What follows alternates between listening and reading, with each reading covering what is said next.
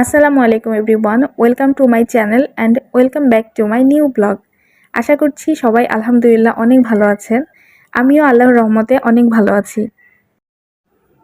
আজকে একটু সকাল সকাল ঘুম থেকে উঠে পড়েছি। আর সকালটা অবশ্যই আমার শুরু করতে হয় চা কিংবা কফি দিয়ে। তাছাড়া আমি একদমই এনার্জেটিক হয়ে উঠতে পারি না। সারাক্ষণ শুধু ঘুম ঘুম পায়। পড়তে বসলে আবার মনে হয় একটু ঘুমায়া নেই, কোনোভাবেই বসে থাকতে পারি না, আবার বিছানায় শুয়ে পড়ি। তাই আগেভাগেই আমি এনার্জেটিক হয়ে নিচ্ছি আজকে। কফি নিয়ে আমি সোজা টেবিলে চলে আসলাম। টেবিলে এসে দেখি যে ওয়াটার পটে ওয়াটার নেই। আর পড়ার সময় আমার সবথেকে ইম্পর্টেন্ট জিনিস হচ্ছে পানি। পানি না থাকলে আমি পড়ায় একদমই কনসেন্ট্রেট দিতে পারি না। সেজন্য আমি পানিটা আগে নিয়ে আসলাম, তারপরে এসে পড়তে বসলাম। তা আজকে আমি কনস্টিটিউশন পড়ছি। কনস্টিটিউশন কেন জানি আমার খুবই কঠিন লাগে, কেন লাগে বুঝি না। মানে সব কিছু মিলে আমাদের দেশের সংবিধান বলতেও লজ্জা লাগে যে সংবিধান দেশের, সেটা আসলে আমার কাছে খুব হার্ড লাগে। তো কি আর করা, সংবিধানই আমি কিছুদিন ধরে পড়তেছি, কিন্তু আসলে যতই সামনের দিকে আগাচ্ছি ততই মনে হচ্ছে যে পিছনেরগুলা ভুলে যাচ্ছি। সেই জন্য আমি আজকে বসে বসে অনেকক্ষণ ভাবছিলাম যে আসলে কিভাবে সংবিধান পড়া যায়। পরে আমি একটা ক্লাস দেখলাম, ক্লাসে দেখি যে মানে কিছু ইম্পর্টেন্ট আর্টিকেলস, ইম্পর্টেন্ট কেস এগুলা রেফার করছে। তো আমার মনে হলো যে পুরা সংবিধান তো আমি মনে রাখতে পারবো না কোনোভাবেই। তো যেগুলা বেশি ইম্পর্টেন্ট এগুলাই বেশি বেশি করে পড়ার চেষ্টা করব। সময়ের 1 ফোর, অসময়ের 10 ফোর।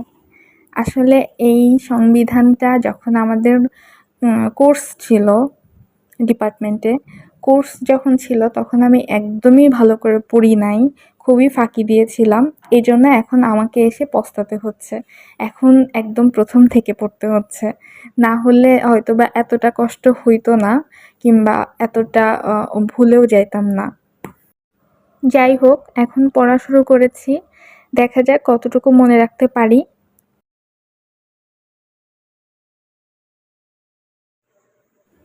কিছুক্ষণ পড়ার পরে মনে হলো রান্না করতে হবে। গ্যাস চলে এসেছে, আর আমার এখানে সবসময় গ্যাস থাকে না, এটা একটা সমস্যা।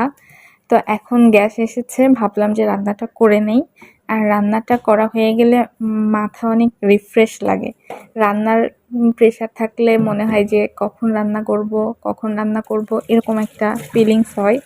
পড়াও হয় না ঠিকঠাকভাবে। তো ভাবলাম যে তাহলে রান্নাটা আগে করে নেই, মাথাটা ফাঁকা করি। আপনাদের যদি আমার ব্লগটি ভালো লেগে থাকে তাহলে প্লিজ আমার চ্যানেলটি সাবস্ক্রাইব করে দিবেন এবং আমার ভিডিওতে একটি লাইক দিবেন। আর অলরেডি যিনি এই কাজটি করেছেন তাকে অসংখ্য ধন্যবাদ।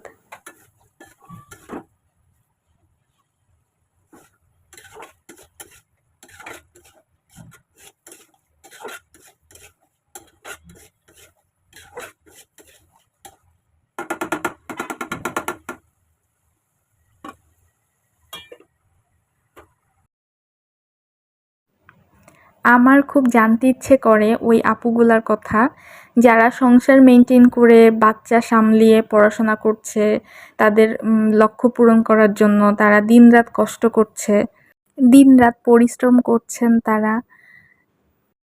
আমি সবসময় ভাবি যে আমার সেই আপুগুলা কিভাবে সব কিছু মেনটেন করে, সংসার, বাচ্চা কাচ্চা, পড়াশোনা, তাদের ক্যারিয়ার। যাক, আল্লাহর কাছে সবসময় দোয়া করি আল্লাহ যেন তাদের শক্তি, স্ট্যামিনা, সাহস সব কিছু যেন আরও বাড়িয়ে দেন।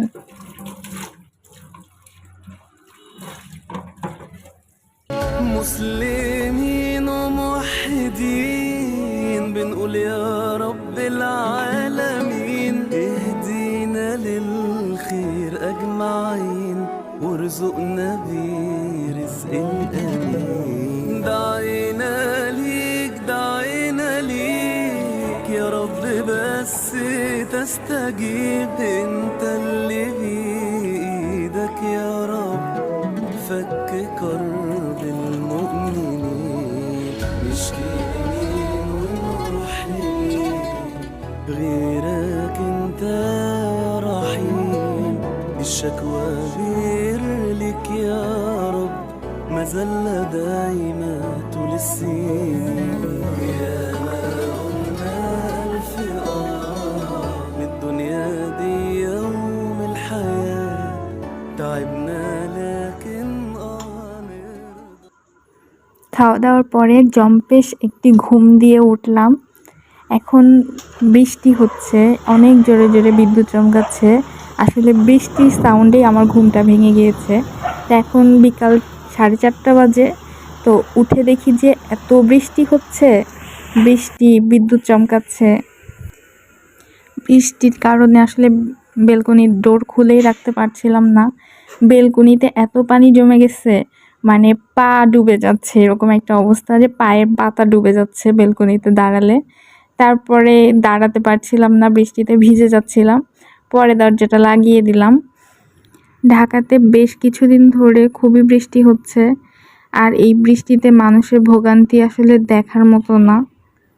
মাগরিবের নামাজ পড়ে নাস্তা করে কিছুক্ষণ গল্পগুজব করার পরে একটু পড়তে বসেছিলাম, আবার সেই সংবিধান নিয়ে বসেছি। সংবিধানের পার্ট 1, 2, 3 এই 3টা পার্ট আসলে বেশি ইম্পর্টেন্ট। তো আমি চেষ্টা করব যে এই 3টা পার্টটা ভালো করে পড়ার। পড়া শেষ করে একটু বাইরে এসে দেখলাম বাইরের পরিবেশটা কেমন। সবাই ঘুমাচ্ছে, একদম নির্জন চারপাশে পরিবেশ। আমি এখন ঘুমিয়ে যাব, আর কালকে চেষ্টা করব সকাল সকাল ঘুম থেকে ওঠার। Thank you so much guys for watching my video and take care. Allah Hafiz.